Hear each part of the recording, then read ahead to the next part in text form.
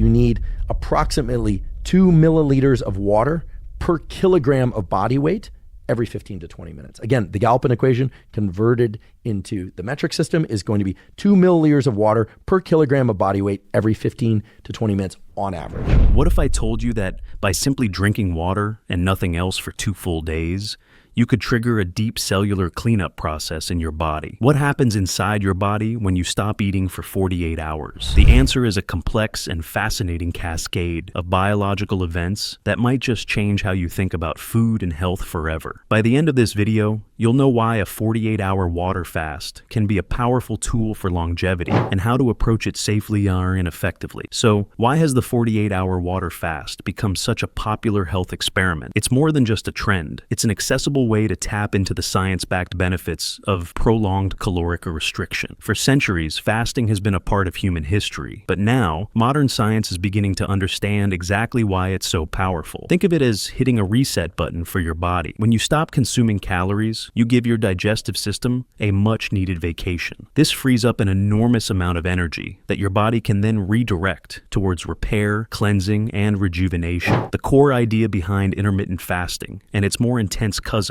the 48-hour fast, is that these periods of abstaining from food can trigger protective mechanisms in our cells, potentially helping to prolong life and ward off chronic diseases. It's a deliberate, short-term challenge that can lead to long-term rewards, forcing your body to become more efficient and resilient. Let's break down what really happens, hour by hour, as your body embarks on this incredible journey. In the first 12 hours, things are relatively straightforward. Your body is still running on its primary, easy-access fuel source, glucose. This glucose comes from the carbohydrates in your last meal. As you digest your food, your pancreas releases insulin to help your cells absorb this glucose for energy. Anything your body doesn't use immediately gets converted into glycogen and stored in your liver and muscles. This is your body's short-term energy reserve, like a fully charged battery pack. During these initial hours, you might not feel much different from a normal day, though as you approach the 12-hour mark, your glycogen stores will start to deplete. This can cause a mild dip in energy or blood sugar for some people. You might also notice you're visiting the bathroom more frequently. This is because glycogen is stored with water, and as your body uses up the glycogen, it releases that water. This initial weight loss is mostly water weight, not fat. To get through this phase comfortably, the key is to stay hydrated. Sip on water consistently throughout the day. It's also wise to keep yourself busy with light activities to take your mind off food. This is not the time to attempt a strenuous workout. Your body is just beginning to transition, so take it easy. Now we enter the 12 to 24-hour window. This is where the metabolic magic begins to happen. With your glycogen stores almost completely depleted, your body realizes its primary fuel source is gone. It needs an alternative, so it initiates a remarkable metabolic switch. Your liver starts breaking down stored body fat into fatty acids and then converts them into molecules called ketones. These ketones can be used by your brain and body for energy. This process is called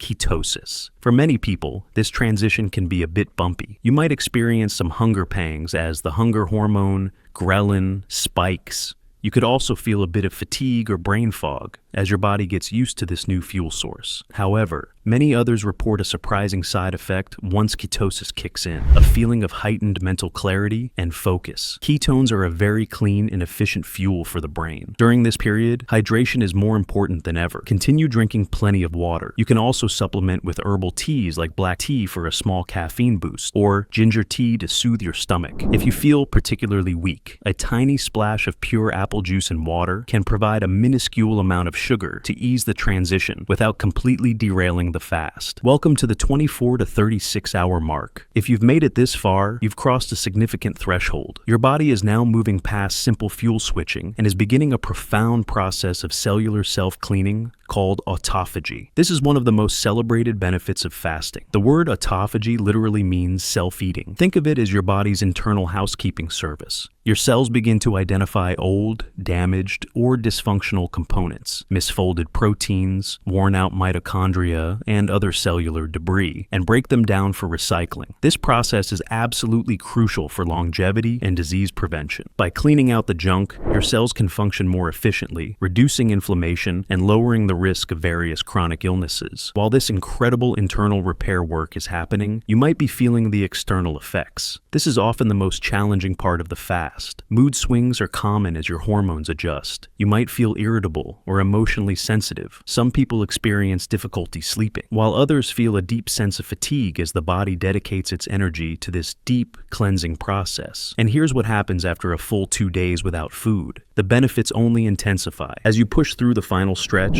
from 36 to 48 hours, your body is in a state of deep ketosis and peak autophagy. You are now an efficient fat-burning machine. Your body is fully adapted to using ketones for fuel, and that initial brain fog has likely been replaced by a state of sharp mental alertness for many. Internally, the cellular cleanup crew is working overtime. The anti-aging and detoxifying effects of autophagy are at their most potent during this window. Your body is rigorously repairing itself on a microscopic level, a process that simply cannot happen when it's busy digesting food around the clock. However, this deep fasting state can also come with some minor side effects. You might feel dizzy or lightheaded upon standing up, which is a sign of low blood pressure. Feeling cold is also common, as your body is conserving energy. It is absolutely critical to listen to your body during this phase. While pushing your limits can be beneficial, it's important to know the difference between manageable discomfort and a genuine warning sign. If you feel extremely unwell, it is always best to break the fast. The 48-hour water fasting journey is a powerful one, but safety comes first. You've successfully completed 48 hours.